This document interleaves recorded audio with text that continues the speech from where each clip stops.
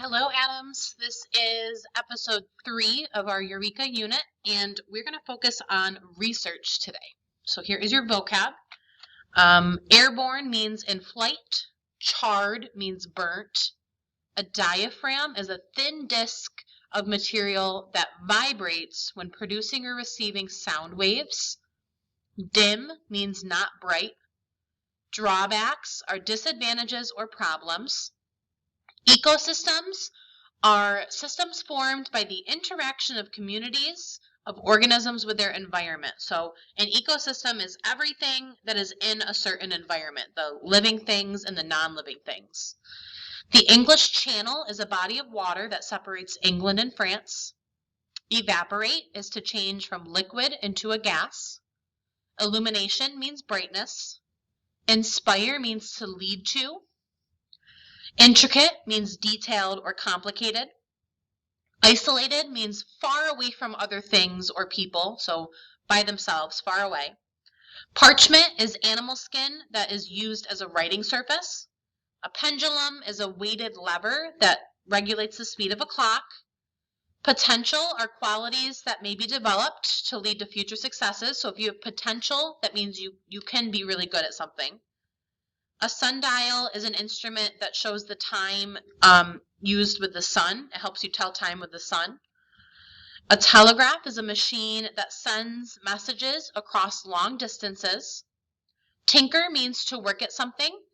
Transmitter is equipment that sends messages or signals like radio or television.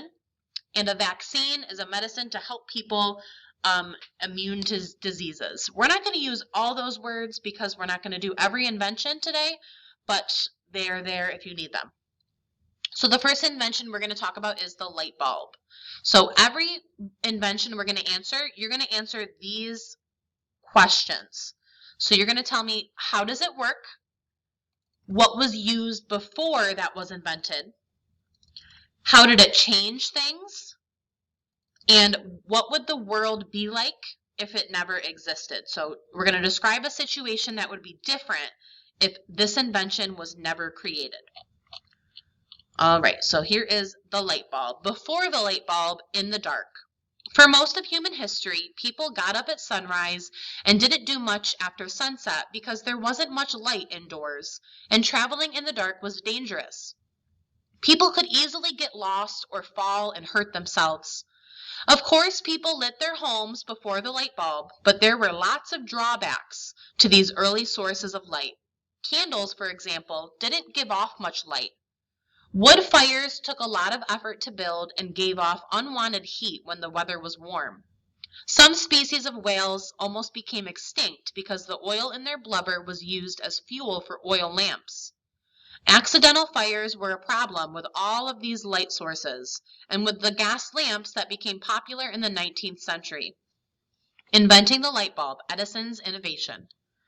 Electric lights existed before Thomas Edison's light bulb, but they were expensive and unreliable, and the lighting was very dim. One reason is that early inventors could not come up with a proper filament, which is the tiny wire that runs through the center of a light bulb. When the filament heats up, it glows, which is the source of the bulb's light. Before Edison, inventors made filaments from metals that would catch fire at the slightest heat. As a result, the bulbs burnt out very quickly, or the filament would burn so hot that the bulb would explode. Starting in 1878, Edison experimented for 2 years before he came up with a charred bamboo filament that provided 1,200 hours of illumination. How the light bulb changed things, the impact. As a smart businessman, Edison realized the potential in selling both light bulbs and electricity. He quickly started a company to supply electricity to customers, and in 1882, his first power station lit up 59 homes in New York City. Almost every part of our lives has been affected by electric light. Think about all the things people do before sunrise or after sunset that would not have been possible before the light bulb. Today, factories would have to shut down at night, around the clock because of the light. Today, factories would have shut down at night, can run around the clock because of the light bulb. Sorry, that was a confusing sentence. The headlights on all sorts of vehicles, including ambulances and fire engines, allow for safe travel after dark. And nighttime activities that we take for granted, from sleepovers to concerts to reading in bed, would be more difficult or impossible without electric light. The light bulb also led to lots of other inventions, because once electric outlets were installed in homes, many inventors realized that things other than lamps could be plugged into these outlets. Then they got all busy inventing all sorts of home appliances, like the toaster, dishwasher, and electric fan, that make our lives easier and more comfortable. All right, so you're going to answer those 4 questions. And now we're going to write a letter to Thomas Edison about how great the light bulb is. Your letter should be about 2 paragraphs. And think about the story of the light bulb you want to tell. As you develop your letter, you may want to think about information you learned about Mr. Edison's personality and life from his inventor card. So again, 2 paragraphs, so that should be more than 5 sentences. You're going to say, the light bulb is truly a great invention because blank. So give me at least 5 different sentences that talk about why the light bulb is a good invention. All right, here's the telephone. Before the telephone, voiceless communication. For thousands of years, the only way for most people to stay in touch with those who lived far away from them was through the mail. And letters could take weeks or even months to arrive. In the middle of the 19th century, an inventor called the telegraph was revolutionizing long-distance communication around the world. With the telegraph, an operator in one city could transmit a message to an operator in another city in minutes by sending an electric current over a wire. The telegraph did have some drawbacks, however. Most importantly, the telegraph could not transmit sound, only a complicated code of clicks that few people could understand. People couldn't hold back and forth conversations over a telegraph line.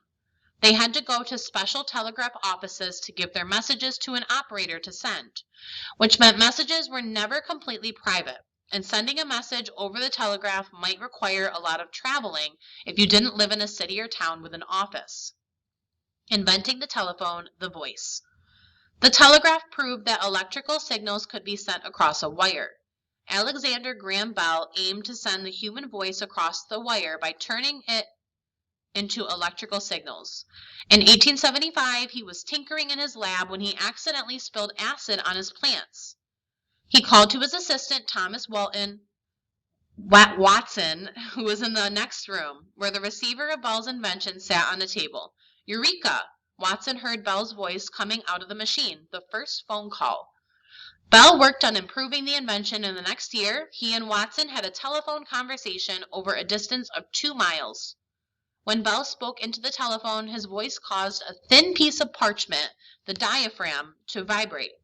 A magnet turned these vibrations into electricity that traveled over the telephone line. At Watson's end, a second magnet and diaphragm turned the electrical signal back into sound vibrations.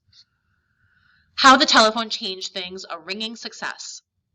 By 1886, more than 100,000 Americans had telephones in their homes. The country, and eventually the world, became much more connected because people were able to pick up their phones and speak to anyone, anywhere. Businesses saved money, as meetings that had once required long-distance travel could now be held over the phone. People who lived in isolated areas were now able to call for help in an emergency. News traveled more quickly, and long-distance friendships became possible. Eventually, the telephone put the telegraph out of business and became one of the most successful inventions of all time. So same thing, what does it do? What did they use before it was invented?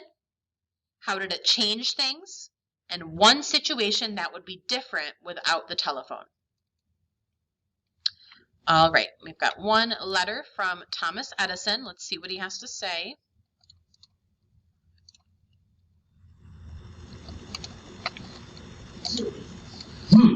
Well, from what I've seen and heard so far, you seem to be doing a solid job on your analysis of the light bulb. Not everyone knows all the details of its illustrious history, but your research skills are serving you well. Let's make things a little more interesting. I am in the final proof stage of my book.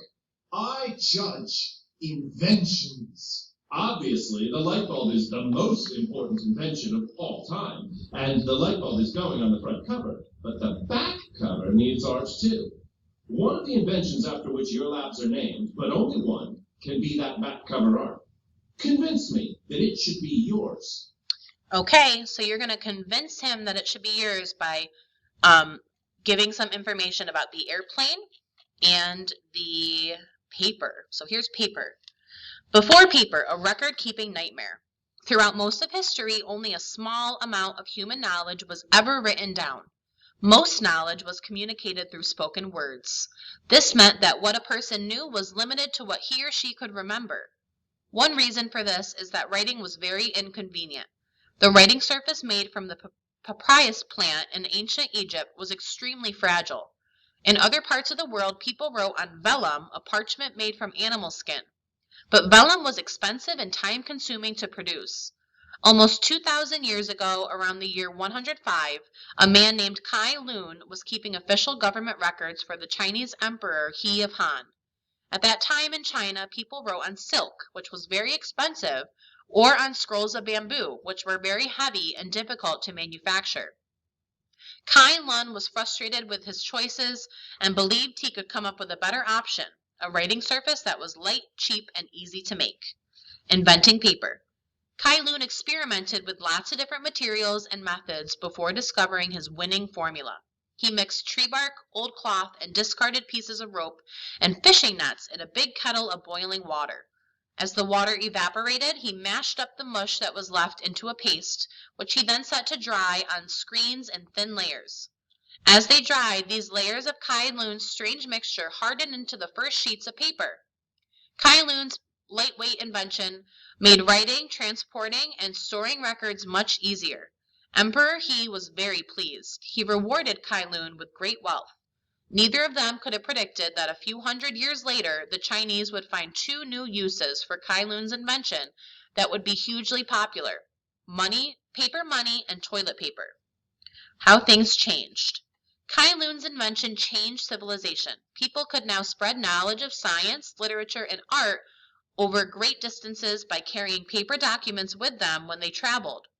Paper also helped people communicate across hundreds and even thousands of years because stories, poems, artwork, and history could now be recorded, stored, and copied over generations.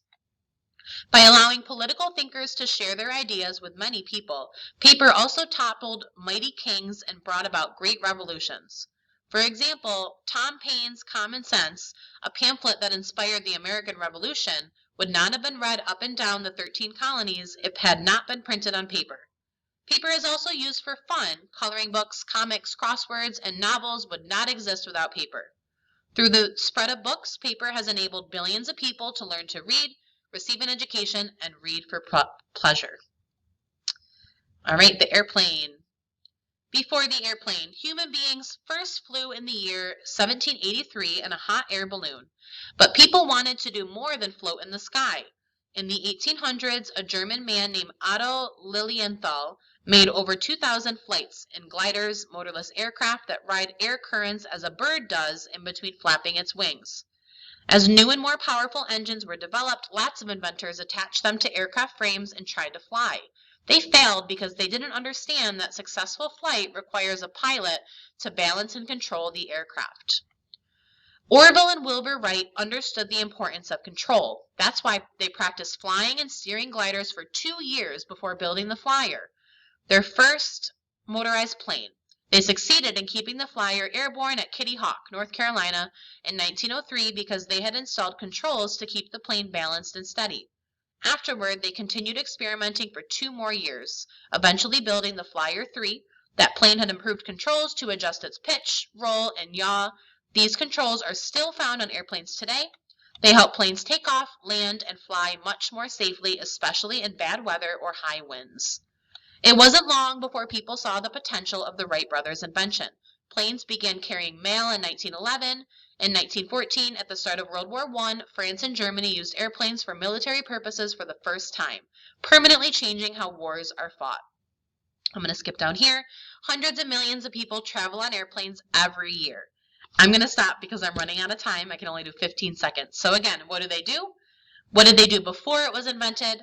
2 ways it changed, and if this had never existed, how would today be different? Have a great day. I'll see you next time. Bye, guys.